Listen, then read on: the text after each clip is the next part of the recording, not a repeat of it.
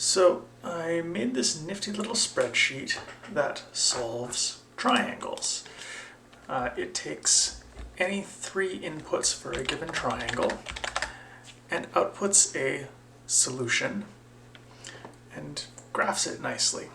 So in this case I have input 3 angles and it solves for the side lengths and any remaining angles, assuming that one of the sides is 1, because you need at least one side length in order to make this work. It's a little bit clever in that if you only have 2 angles, it can figure out the third one and then assume a side length of 1 to give the rest of the triangle some shape. If I input a side length, it automatically updates the outputs and shows that, well, in this particular case, all of the sides must be equal to 5 and all the angles are equal to 60. It's an equilateral triangle. That's just how that kind of goes. If I enter 3 side lengths, a typical 3, 4, 5, a well-known right triangle, it calculates the angles of each of the remaining angles and shows that there is indeed a 90. What if we've got something a little bit more just strange?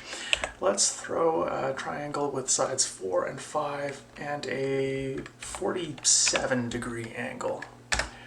Well, there you go. Here's a picture of the triangle, and it says that if you have side lengths 4 and 5 and an angle of 47, the remaining side must be 6.7-ish units long.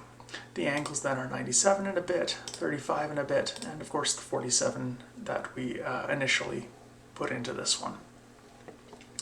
The other parts of this spreadsheet are of course the output, which I have a custom lambda function written in order to just solve for the remaining parts, and it references the inputs for the side lengths and angles.